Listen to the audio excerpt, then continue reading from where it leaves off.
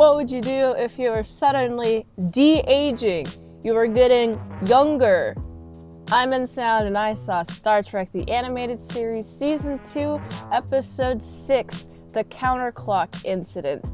It is directed by Bill Reed, written by John Culver. If you haven't seen this episode, I will spoil it for you. The USS Enterprise is currently hosting a bunch of people above Kirk's rank, including this lovely elderly couple. It looks like they've just been doing a bunch of space things their entire life as a couple, and it looks pretty nice. And then they discover a ship that's going really fast, it's just going into a supernova. Why did Kirk do this? Why did he decide to get a tractor beam and be like, hey, let's go beam that person.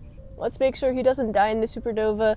It looks very intentional, like that person wants to die. He's going really fast. Just let the man commit suicide, okay? It's his choice.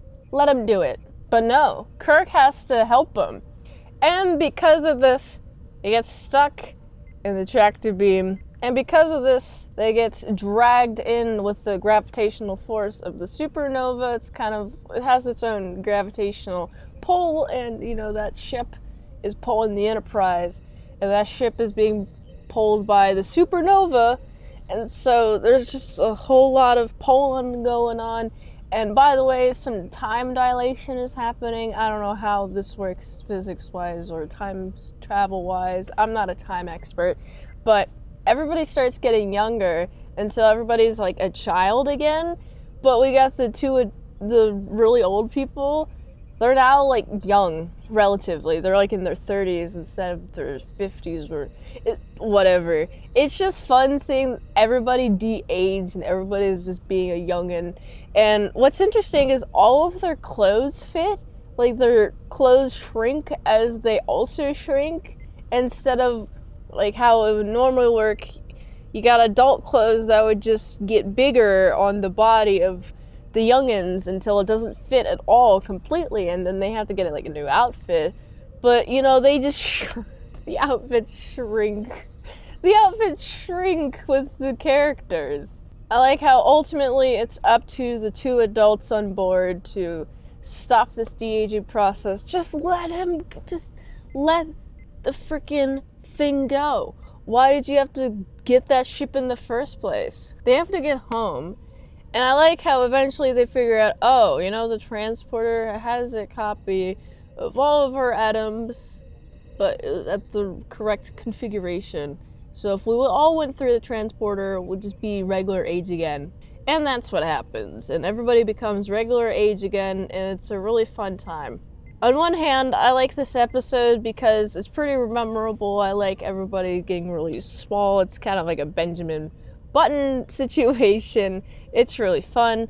But on the other hand, there are some questions like, wait, how is this possible? Why is this happening? I understand why it's happening, but why is it happening? Shouldn't another a thing happen instead of what is currently happening? Imagine if Kirk went through this issue but didn't have the adults on board. What would he do? I guess he would just shrink to infinity. Or shrink until he's a fetus or something, or a zygote. I think that's the thing before fetus. This is a fun end of the series. Oh boy, what do I think about Star Trek The Animated Series? I just think that it's a bunch of leftover scripts from the original series, and the original series season 3 kind of just felt like they're just going through the ringer, and they didn't have much to ring, and then the series, they're ringing some more. There's some solid episodes in the first season, and then it kind of goes downhill after the first few episodes. And then this one is like, oh hey, we're gonna start strong, and it ends strong, but the middle part is just kind of, it's whatever, I guess. Ultimately, I'm not a huge fan of the animated series, especially since the animation's not very active. It's there, but it's not bombastic, It's not like in anime. But it definitely is very budget, you can tell for sure. Ultimately, it's an alright series. If you want to watch Star Trek, if you want to complete all the Star Treks, definitely check out the animated series. But if you just want a Star Trek to jump into, don't jump into the Star Trek the animated series first. Watch another Star Trek, preferably the original series. So I've got to give this episode, it's a 6.5 out of 10. If you like this review, watch another on the platform we likes at $20 Dinos, patreon.com/ASDpresents for 1 movie review per 1 month. Also, go to autisticbooze.com, support the daily grandness of all them daily movies, and go here. And until next time, Ben Saud Saw. I'll see you later, my sour croutons and bacon bits. Beam me up.